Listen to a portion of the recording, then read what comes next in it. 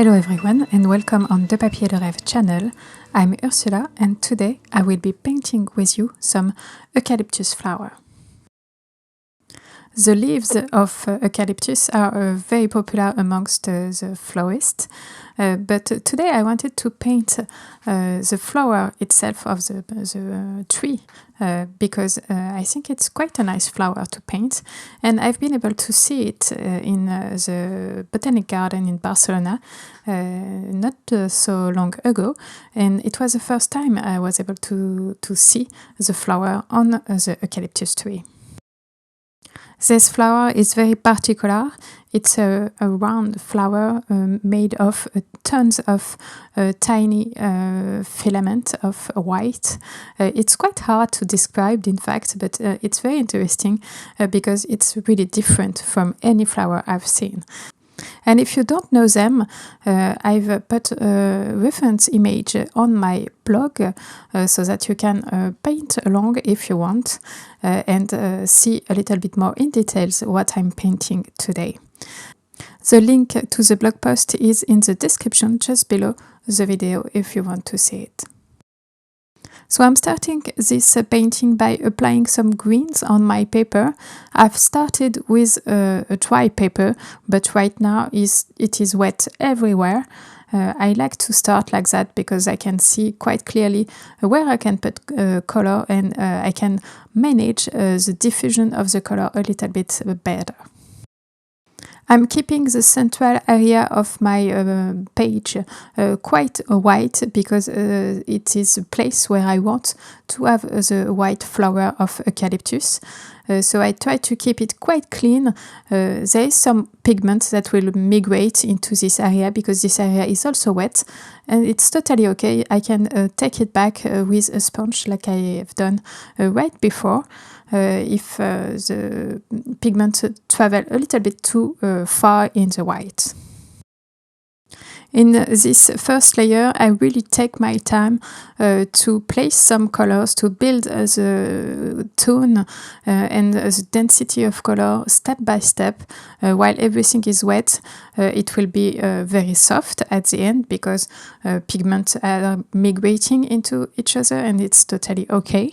But I have time to just correct the color, build the colors a little bit, and I'm mixing quite a lot of greens in this area.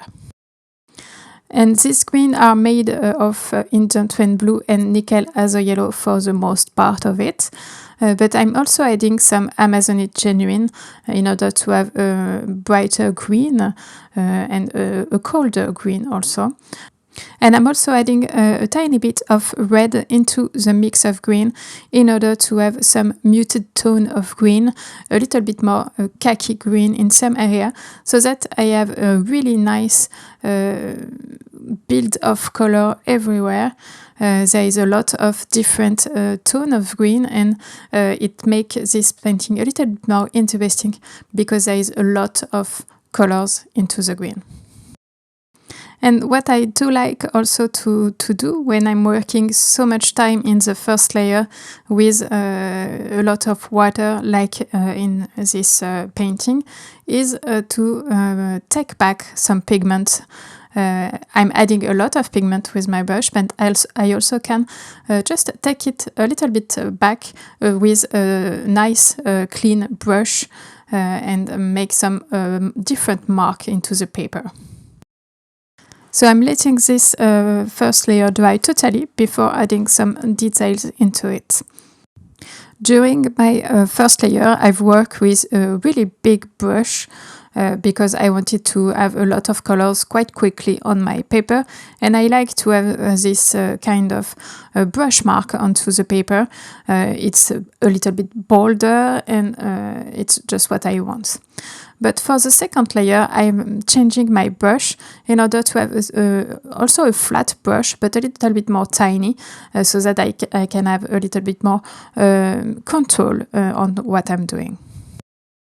I'm starting in the white area. I'm adding some colors into this white in order to build some shape in this area and create some depth into the flower. Even though the flowers are quite white, I need some shadows and a little bit of shape into it for you to understand this area. But adding color into the white make it less white, of course. So I need to add some darker color around the flower so that I'm building some contrast in this area, and the flower will appear a little bit more brighter and whiter.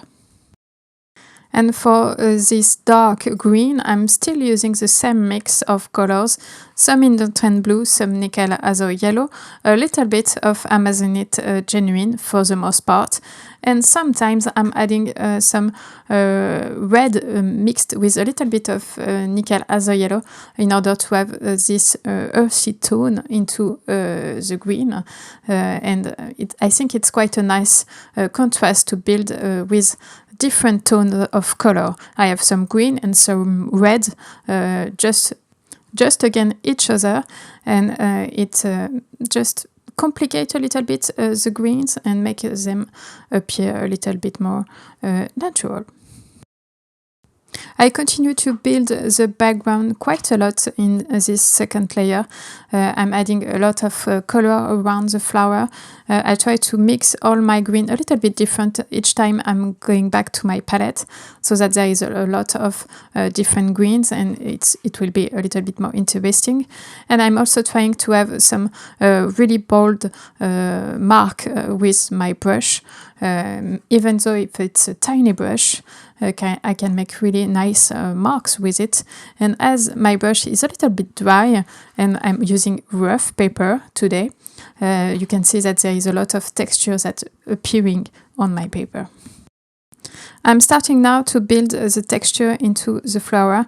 The flowers are very cotton-like, so there is a lot of tiny line into the flower. I try to replicate that with my brush and using it quite dry, so that there is a lot of tiny marks on my paper, even though I'm using quite a bold brush.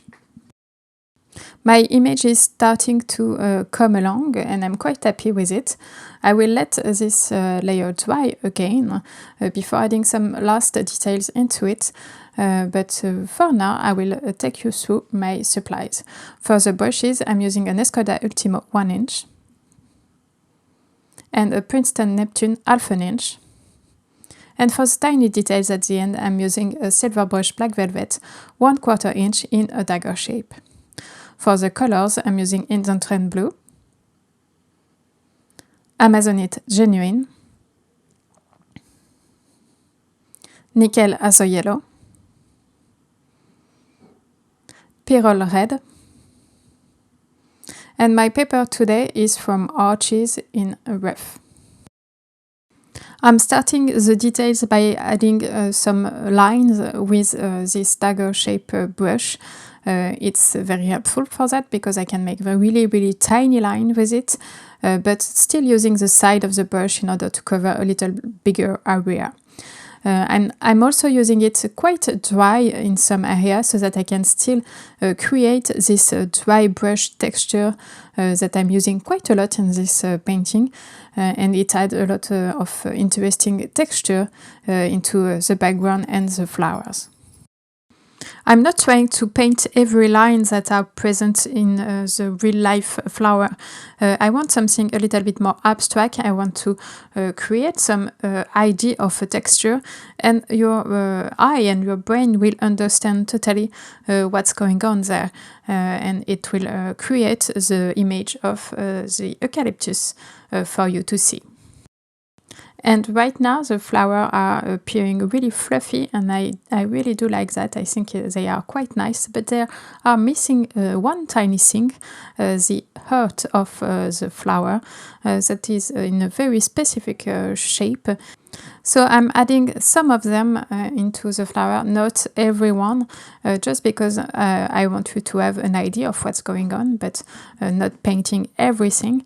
And I'm trying to link it a little bit to the branch so that it appears a little bit more realistic.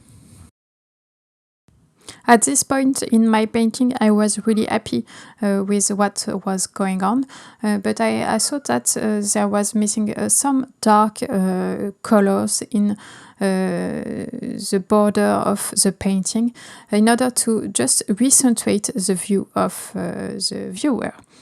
So I will add with my bigger brush a little bit more darker color in some corners so that I continue to build the contrast between the background and the flower, and they will appear a little bit more brighter, and the focus point will be a little bit more clearer. The last details I want to add is some red lines into the branch and into some leaves because there is some tones of red in the foliage. So I wanted for you to see that, and as there is some reddish color in the background, I think it was quite a nice thing to have some details in red also.